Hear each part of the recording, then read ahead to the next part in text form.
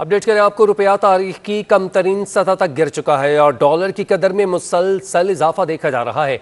Interbank में dollar 170 रुपये 47 पैसे की बुलंद तरीन सतह पर पहुंच चुका है। अपडेट करें आपको अहम खबर के हवाले से, रुपया तारीख की कम तरीन सतह जबकि डॉलर मुल्की तारीख की बुलंद तरीन सतह पर ट्रेड हो रहा है।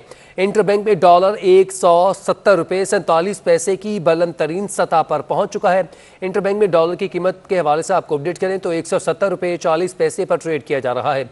रुपया तारीख की कम तरीन सतह तक गिर चुका है। आपको अपडेट करें कि डॉलर की कीमत में 50 पैसे इजाफा हुआ, 169 रुपये 97 पैसे से बढ़कर डॉलर की कीमत 170 रुपये 47 पैसे तक जा पहुंची है। जबकि दूसरी जानिब पाकिस्तान स्टॉक मार्केट में शदीद मंदी के बाद मामूली रिकवरी देखी जा रही है। 100 इंडेक्स 948 पॉइंट्स की कमी से 44,300 पॉइंट्स की सतह पर ट्रेड कर रहा है। बाजारी हसस में शदीद मंदी का रुझान रहा। 100 इंडेक्स में 1100 पॉइंट्स की गिरावट के बाद बेहतरी आना शुरू हो चुकी। इंडेक्स 948 पॉइंट्स की कमी से 44,326 पॉइंट्स पर आ चुका है। मज़ीद तफसीलात हबीब खान से जानते हैं। हबीब, बताएगा क्या तफसीलात हैं? जी बिल्कुल, देखिए पाकिस्तान स्टॉक एक्सचेंज में आज सुबह से ही जो है वो कारोबार के दौरान मंदी देखने में आ रही है और पाकिस्तान स्टॉक एक्सचेंज में सरमायाकार जो है वो खासे मोहतात हैं।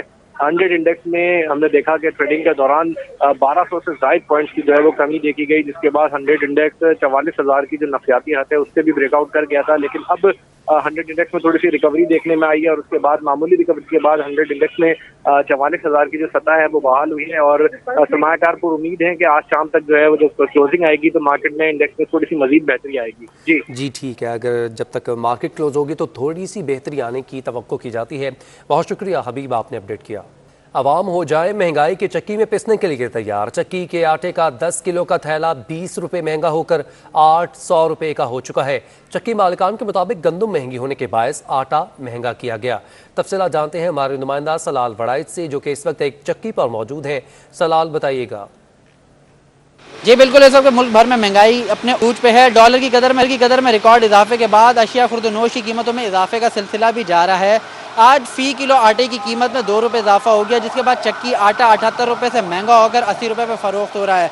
चक्की आटे का 10 किलो का थैला मार्केट में 800 रुपये में दस्तयाब है। इसके अलावा फ़ाइन आटा जो है एक्स मिल से जो आता है वो 75 रुपये फ़ी किलो में फ़रोख्त हो रहा है। यहाँ शहरियों से हमारी बात हुई महंगाई के हवाले से, उनका यही कहना था दिन ब दिन महंगाई बढ़ती जा रही है। आम आदमी के लिए 2 वक्त की रोटी खाना भी मुश्किल हो गया है। हुकूमत सिर्फ दावे कर रही है महंगाई को कम करने के लिए, महंगाई को काबू करने के लिए, लेकिन दर हकीकत ऐसा नहीं है। अब उनका आवाम का मज़ीद यही कहना था कि हुकूमत महंगाई का नोटिस ले फिलफौर और इसमें मुलव्वस अनासर के खिलाफ कार्रवाई करे ताकि महंगाई काबू हो सके और आवाम सुकून से दो खा सके।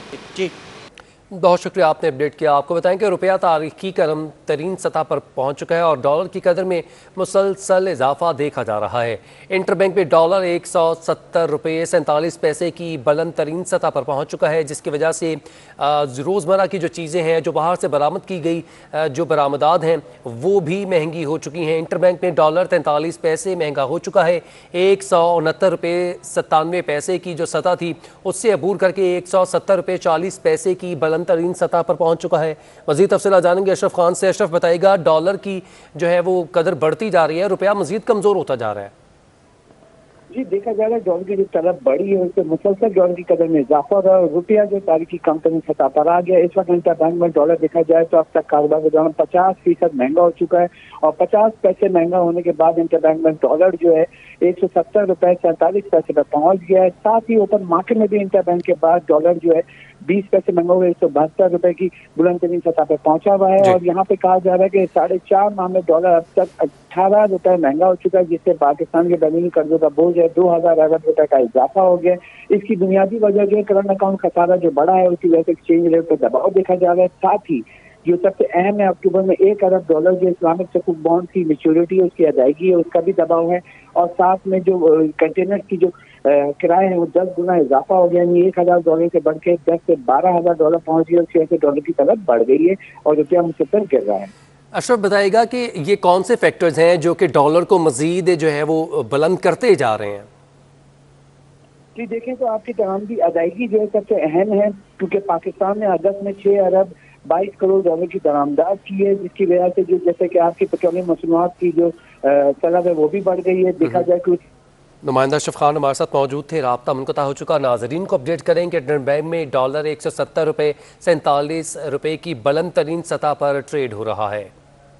दीगर खबरों में आपको बताएं कि कराची में होने वाले अनोखे कब्जे से नाज़िमाबाद फायर स्टेशन के 5 मंजिला ड्रिल टावर पर कब्जा करके फ्लैट तामीर कर दिए गए हैं। अपडेट करें आपको अहम खबर के हवाले से। नाज़िमाबाद फायर स्टेशन के 5 मंजिला ड्रिल टावर पर कब्जा करके फ्लैट तामीर कर दिए गए हैं। काबिज़ीन ने ड्रिल टावर पर फ्लैट तामीर कर दिए हैं। आपको बता रहे हैं फायर ब्रिगेड मुलाजमीन ने कब्जा करके रिहाइश इख्तियार कर ली है। मज़ीद तफसीलात जानेंगे एडिटर क्राइम सिंध फैसल शकील से। फैसल, अपडेट कीजिएगा।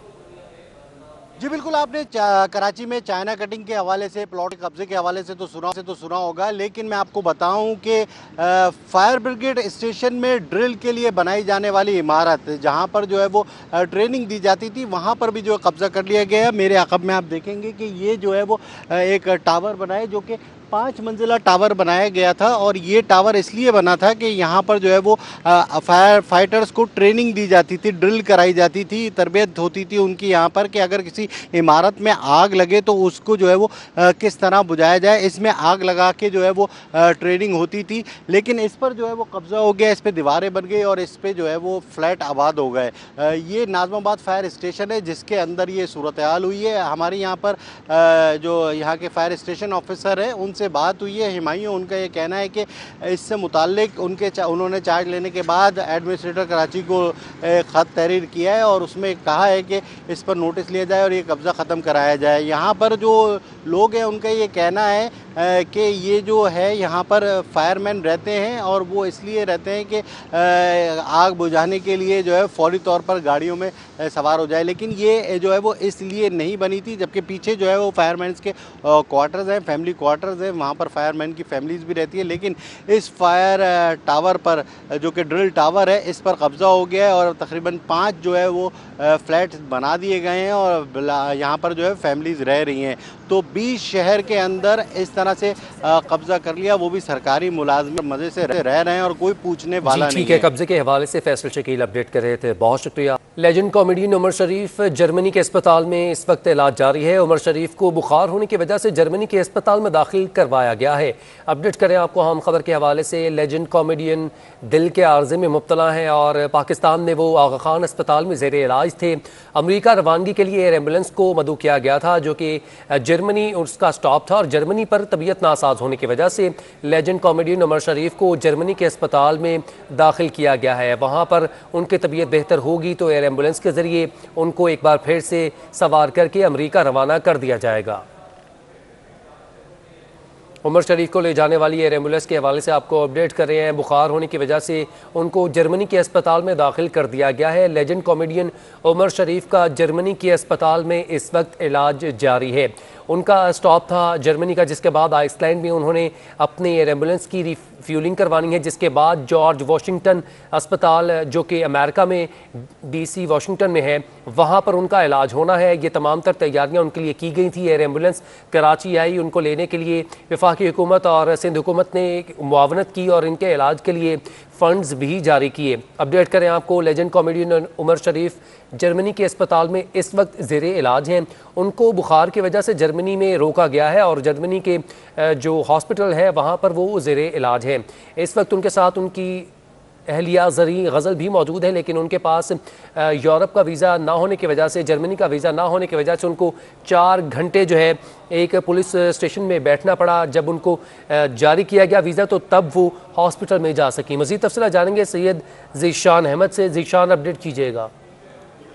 जी देखिए, उमर शरीफ को कल जो है वो दोपहर 12 बजे कराची से रवाना किया गया था इलाज के लिए अमेरिका। पहले उनका स्टे जो है वो जर्मनी में था, मगर क्योंकि रास्ते में उमर शरीफ की तबीयत जो है वो नासाज हुई है, उन्हें बुखार तेज था, लिहाजा जो मेडिकल टीम मौजूद थी एयर एम्बुलेंस के साथ, उन्होंने न्यूरमबर्ग के अस्पताल के अंदर उन्हें एडमिट करा दिया था ताकि उमर शरीफ को तिब्बी इमदाद दी जा सके। इस दौरान उनकी जो वाइफ साथ गई हैं जरीन उमर, उनके पास क्योंकि जर्मनी का वीजा मौजूद नहीं था, लिहाजा उन्हें जो है वो एयरपोर्ट के करीब वाक़े पुलिस स्टेशन में 4 घंटे गुजारने पड़े। जहां पर उनके लिए वीजे का बंदोबस्त किया गया फौरी तौर पर, और उसके बाद उन्हें उमर शरीफ के पास अस्पताल जाने की इजाजत दे दी गई है। अभी जो ताज़ा तरीन इत्तलात हैं, जो एयर एम्बुलेंस से उमर शरीफ को लेकर यहाँ से गई है, उसके अंदर एक टेक्निकल खराबी सामने आई है। जो एयर एम्बुलेंस में टीम मौजूद है, उनका यही कहना है कि जो मेन लाइट है एयरक्राफ्ट की वो खराब थी, उसमें नाइट लैंडिंग और नाइट टेक ऑफ का ऑप्शन जो है वो आर्जी तौर पर मअतल था।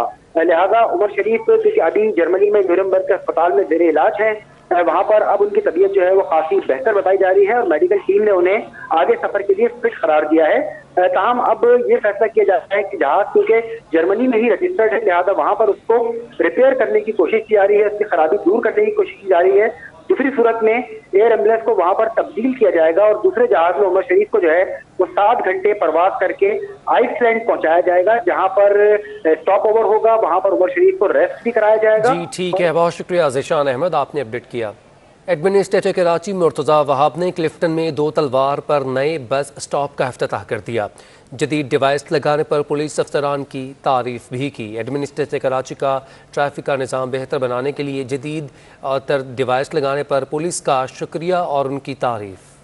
नेपरा में के इलेक्ट्रिक की दरख्वास्त पर अवामी समाअत हुई। चेयरमैन नेपरा ने के इलेक्ट्रिक के निज़ाम में बेहतरी की हिदायत जारी करते हुए सुई गैस के मामलात में बेहतरी लाने का हुक्म दे दिया। साथ ही बेहतरी न आने की सूरत में जुर्मानों का भी इंदिया दे दिया। समाअत के दौरान के इलेक्ट्रिक ने सार्फिन पर माह अगस्त में फ्यूल एडजस्टमेंट कीमत में 97 पैसे इजाफे की वजह फ्यूल शॉर्टेज को करार दे दिया। चेयरमैन नेपरा ने के इलेक्ट्रिक पर बरहमी का इजहार करते हुए बिजली के निज़ाम में बेहतरी ना लाने की सूरत में जुर्माने आयद करने का इंदिया दे दिया। दौरान समाअत शहरियों और अमीर जमात इस्लामी कराची हाफिज़ नईम रहमान ने के इलेक्ट्रिक के आड़े हाथों लिया। नेपरा हुक्काम ने फ्यूल एडजस्टमेंट की मद में इजाफे को फ़िलहाल रोक दिया है। तहकीकात के बाद एडजस्टमेंट का फैसला भी किया जाएगा। कराची में डेंगू वायरस तेज़ी से फैल रहा है। मोलिक वायरस के मजीद 28 केसेस रिपोर्ट हो चुके हैं, जबकि सूरत हाल के पेश नज़र सरकारी अस्पतालों में डेंगू वार्ड्स कायम कर दिए गए हैं। अपडेट करें आपको हम खबर के हवाले से। कोरोना वायरस के बाद एक और वायरस शहर कायद पर हावी हो चुका है। कराची में डेंगू वायरस तेज़ी से फैल रहा है। मोलिक वायरस के मजीद 28 केसेस रिपोर्ट हो चुके हैं। सूरत हाल के पेश नज़र सरकारी अस्पतालों में डेंगू वार्ड्स कायम कर दिए गए हैं। आपको अपडेट करें, सरकारी अस्पताल में डेंगू वार्ड्स कायम कर दिए गए हैं। प्राइमरी स्कूल टीचर्स के प्रमोशन केसेस बनाने के लिए डिस्ट्रिक्ट एजुकेशन अफसरान को हिदायत जारी कर दी गई हैं। असाज़ा को तरक्की के बाद 14 ग्रेड में जूनियर एलिमेंट्री स्कूल टीचर तैनात किया जाए। कराची, मीरपुर खास, शहीद बेनज़ीराबाद, सखर और लाड़काना के प्राइमरी टीचर्स के प्रमोशन की तैयारी शुरू कर दी गई। तरक्की हासिल करने के बाद प्राइमरी स्कूल टीचर 12 ग्रेड से 14 ग्रेड में आ जाएंगे। डिस्ट्रिक्ट एजुकेशन अफसरान असाज़ा की स्क्रूटनी के बाद केसेस सेक्रेटरी तालीम के दफ्तर में जमा करवाएंगे।